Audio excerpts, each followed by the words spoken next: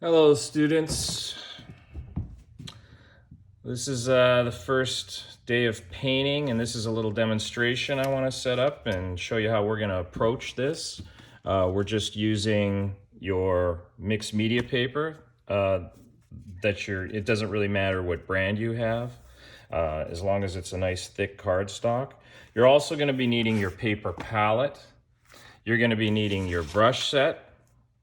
And you're going to be needing a charcoal pencil and your kneaded eraser or your pencil, whichever you have and you feel good about. You're also going to be needing your little spray bottle.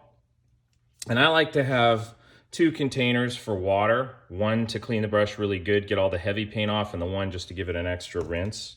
You're also going to be using black and white acrylic paint, these tubes, and your raw sienna or yellow ochre, depending which set you have. It's just this sort of earthy, warm tone that we're going to use as a ground. And we're going to use a picture, or if you want to set up a still life in front of you, you may, absolutely. I just want to give you one quick note before we go to the actual demonstration on your brush care and maintenance. Now, the thing with the brush is, one other thing you're going to need is copious amounts of paint rags or paper towels. But back to your brush cleaning. Whenever you use it, you want to try to get as much paint off as you can on your rag, and then rinse it in good clean water. And then when you put your brush back, it's either laying flat, or if it's in a container standing up, it has to be standing up like this. If you store your brush down like this, it bends the bristles and then they'll harden that way. And then you get a brush that looks like this. This is what we don't want. This is now a burnt brush. This is good for nothing. Maybe for miniature field hockey or something. So your brush care is super important. You keep these tools. You got to use these for the entire semester. And if you take care of them, they will take care of you. All right. So we'll put that aside for just now, because what we're going to start doing is just sketching out this drawing or this reference. And again, you can choose any reference you want from the site. You can find your own reference. I just want to point out that it has all the properties that we've been studying up so far based on classical lighting, the light striking the side of these objects, the core of the shadow, the reflected light. So I want something with all of these basic principles in there, because as I've mentioned before, what we're doing is painting shadows, right? So we're going to open up our mixed media pad, and I've already kind of blocked out a little bit of a drawing that we're going to use, and just using your charcoal pencil. But again, you do not have to commit, just like in your thing, to any of these hard details. What I do want you to do is try to get, if you have vases or jars, draw a line down the middle, and that way you can kind of get a sense for the edges where they are on your object, so you can make these things look nice and balanced. Maybe this has got to come out a little bit more. Do you know what I mean? Find the center, right? You have ways of measuring in between these objects, but everything's in here, but nothing's filled in. You've kind of indicated where the core of the shadow is, but it's just sort of a hollowed out drawing without any of the development of the values. But you do want the charcoal pencil or your pencil to be fairly dark, because it's going to take a little bit of a hit from the ground that we're going to lay in. All right, so once we have that done, we're now going to open up our paper palette. And basically, this is just some wax paper with a million sheets in here so that you can mix on it. And we're just going to need a tiniest little dab of the raw sienna. And what you want to do with this is this is going to become a useful tool while you're painting, but it'll also keep your acrylics wet, and that'll be a good thing, because they'll dry really quick. All right, so we're going to go back here and grab our biggest brush. Now, I want to say something about this. We're using the largest brush first. As Degas says, you begin with a broom, you end with a needle. So we start by blocking everything in with the nice big brush. So we want to get our cake a little bit wet here, start to mix it up. Now, you're just laying in a quick wash right over top. Now, you're not painting the fence. You know, I want you to be a little bit artistic with how you put this material on. It should be just sort of like this, scumbled. It's just a ground, but you can see the drawing is holding up because of the charcoal, and it's also going to fix your drawing. And it doesn't really matter, even if your drawing's wrong, because you're going to be laying paint over top of it, and your drawing will eventually just be covered by so much paint that you'll never see it again. So as accurate as you can be, but don't worry if it's not, because there'll be plenty of time to make these corrections as we go on. Now this is just a colored ground. The reason we're doing this is because we're working with black and white. And if you were just to paint on a white sheet of paper, that is this mixed media paper, you put on a light tone like a white and you won't see it. This way, when we're actually painting with whites and blacks, you're going to be able to see a full range of the values. So we're going to go over here. I'm just going to wipe away the yellow ochre. And if you can't get it all off, you got a lot of sheets here. So, but you should be able to get everything off. Like, look, you can probably use one of these paper palettes for a long time, right? Let me get a few more paper towels here. Okay, so while that's drying, and it's drying rapidly, the paper's absorbing a lot of the water if you want to help it along. Some people in watercolor are very fancy, they have blow dryers or whatnot. But while that's drying, we're going to lay out our white paint and our black paint. Now you want to lay these things out sort of in a worm-like shape, like this. Right? Now the reason for this is so that when you're pulling off paint in the bottom, you're not contaminating the rest of it. And likewise with your black. Now you want to keep these things as far away from each other as possible. And the reason for that is so that you have this huge mixing area that you can start to develop all your tones in. But this is what I was saying. So when you start to drag some of the black paint off of here, if you go back to grab some of the white to mix up your color, your value, you're not taking a big blob of this white and jamming it up here in the black, therefore contaminating the entire color. So you're dragging stuff down into the mixing area.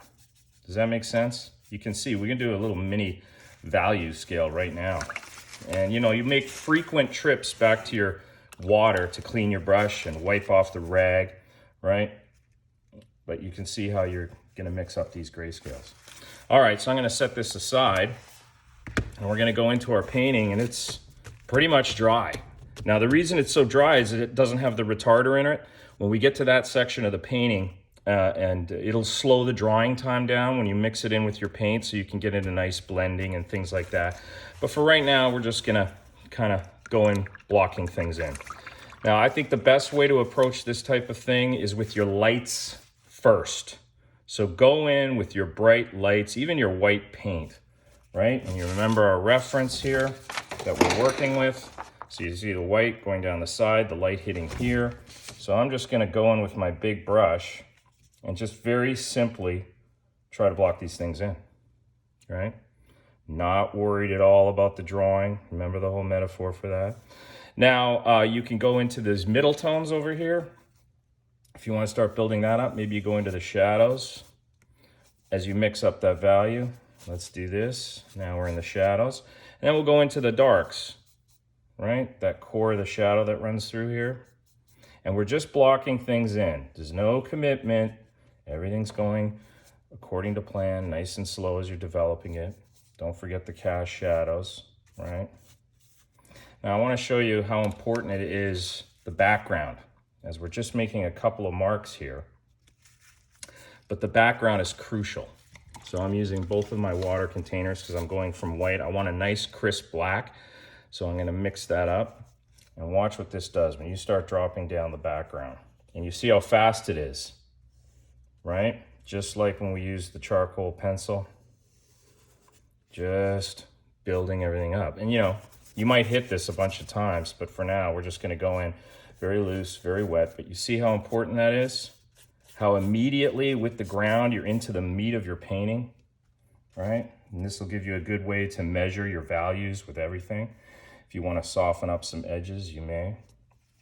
Right? I'm going to go into the middle tones now of the objects in and around the primary still life material. Right? And we're just mixing up these values as you see. You don't have to obsess over it and try to match everything exactly. These are all just general values you're blocking in. The more you work on your thing, the more accurate you can become. All right? So here we go. This is what I'm looking at. What do you think of that? You see how fast that is? It is so quick, so rapid. Now you've basically done one pass blocking everything in. you can come back in here, clean up your brush really well, and now you can start modeling things. You see over here in the sphere, right? Now you know that there's a whole area of values before you get to the core. You can soften up your edges, right? As you start to build your form. See how I'm still using the big brush? Use this brush for as long as you can before it becomes a problem. So if you could do the whole painting with this big brush, that would be nice. I'm gonna go into the background around it a little bit. Do you see how important it is that we understand those values that we were talking about in the sphere and those principles as you start to develop it? Let me see. What do you think of that?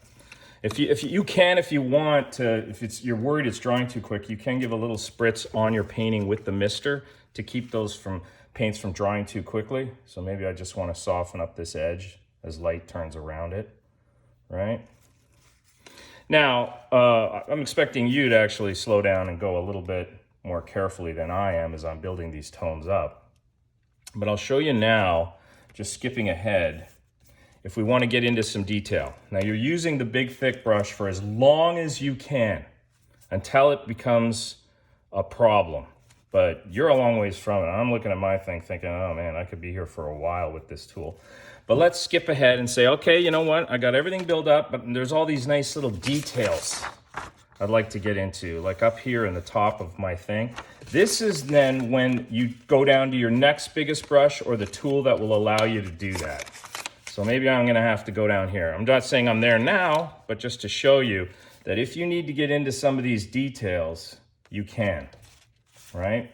Maybe you wanna go back into the white and lift out the other side of the lip of the top of this thing. You know what I mean? You can start to deal with those details. But essentially this is it. It's very fast, very quick, and if you've been following along with how we've been studying classical lighting, you're not gonna have any problems. But keep in mind, you got to keep these brushes absolutely clean and store them properly because these are your primary tools. If you take care of these, they're going to take care of you. But if you neglect them, you're just going to have to buy more, right? So we don't want to have that problem, right? Now, back to your mixing area, I just want to show you as well. Let's say you tore it up and there's paint everywhere. You know how you're looking for empty spaces. If this is nice and wet, and you want to clean up your area, you can just go back in with some paint rags and it's this nice wax paper and just take it all down, just like we just did with the yellow ochre, and reestablish that nice, big, clean mixing area, right? This is part of your regular maintenance for your painting, is that you have to maintain your palette. All right, so we're going to stop here. This will be your study for today. I want you to pick out a still life from the website or find your own, basically similar to this with classical lighting.